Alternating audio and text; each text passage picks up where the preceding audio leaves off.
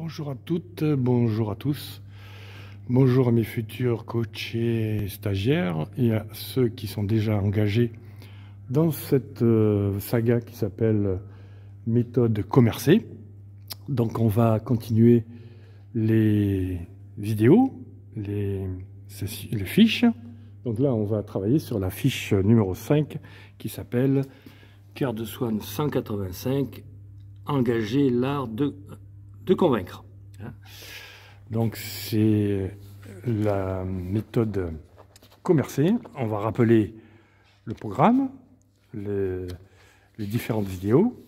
Donc je rappelle très rapidement de quoi il s'agit. Donc il s'agit de fiches et de vidéos qui ont comme titre commencer par des définitions. Deuxième vidéo, organiser la vente. Troisième vidéo, maîtriser l'introduction, maîtriser la découverte. C'est ce qu'on a fait pour certains d'entre vous. Là, aujourd'hui, on fait engager l'art de convaincre. Plus tard, on va parler des objections, savoir conclure, savoir fidéliser ses clients, avoir une stratégie de vente, et on terminera par une petite conclusion qui sera utilisée sans fiche, simplement pour faire une synthèse et un bilan. Voilà, donc on va travailler aujourd'hui donc la partie engager l'art de convaincre. Donc toujours deux parties, comme vous avez l'habitude maintenant.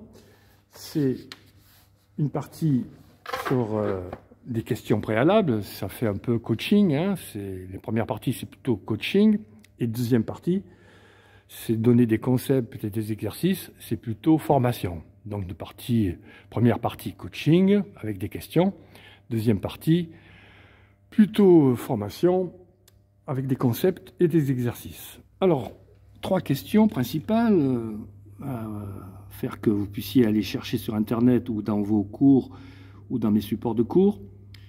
D'abord, savez-vous ce que c'est, quelle est la différence entre influencer et manipuler? Donc, ça serait intéressant de voir la différence entre influencer et manipuler. Alors, il y a une partie qui est commune entre les deux, mais c'est bien distinct, hein, influencer, manipuler. Un vendeur qui manipule, pas bon. Hein.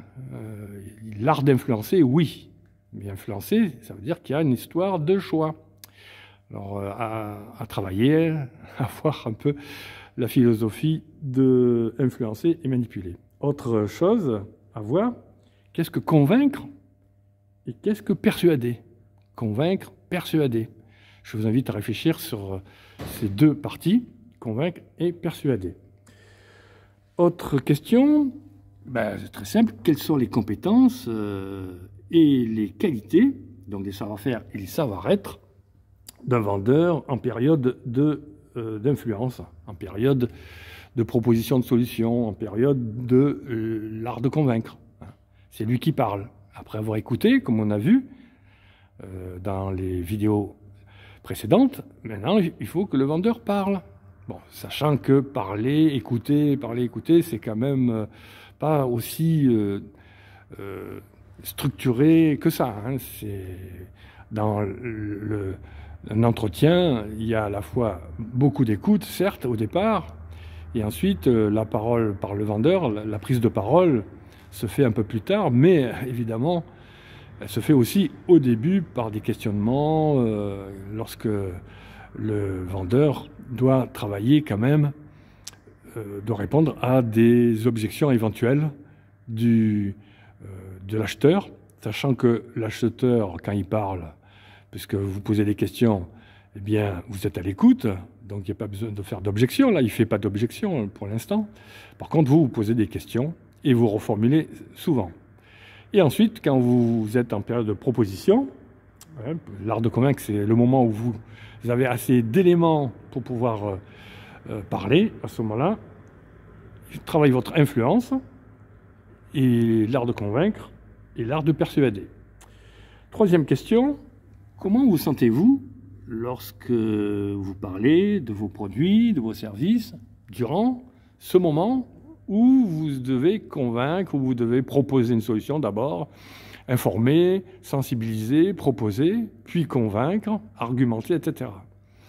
Donc ça, c'est intéressant de voir votre côté émotionnel, vos émotions, vos sensations, vos sentiments pendant cette période.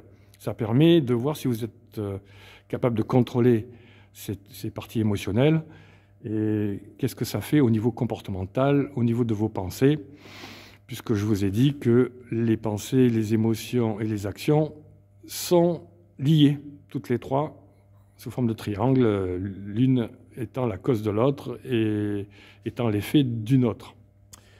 Voilà pour ce qui est des questions principales. Maintenant, on va passer aux concepts et aux exercices. Donc, il y aura la partie savoir-faire, on va travailler là-dessus en tant que formateur, et vous, stagiaires, et la partie savoir-être. Donc, le savoir-faire des phases d'influence, donc c'est informer, sensibiliser, proposer, argumenter, etc. La partie savoir-être durant l'influence, c'est... Alors, il y a plusieurs choses hein, dans le savoir-être. C'est être concis, c'est la règle des C. Hein. Être concis, être concret, être compréhensif, être congruent, être pédagogue, être illustratif, être narratif. Ensuite, description d'un argument. Alors, on va parler évidemment de l'argumentation. Justement, c'est ce que je vous disais tout à l'heure, entre convaincre et persuader. Eh bien, vous avez la partie pour argumenter deux parties.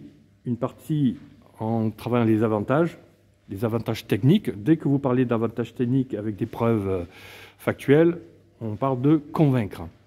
Par contre, quand vous parlez d'avantages psychologiques, avec des conséquences psychologiques et des arguments psychologiques, émotionnels, on parle plutôt de persuader.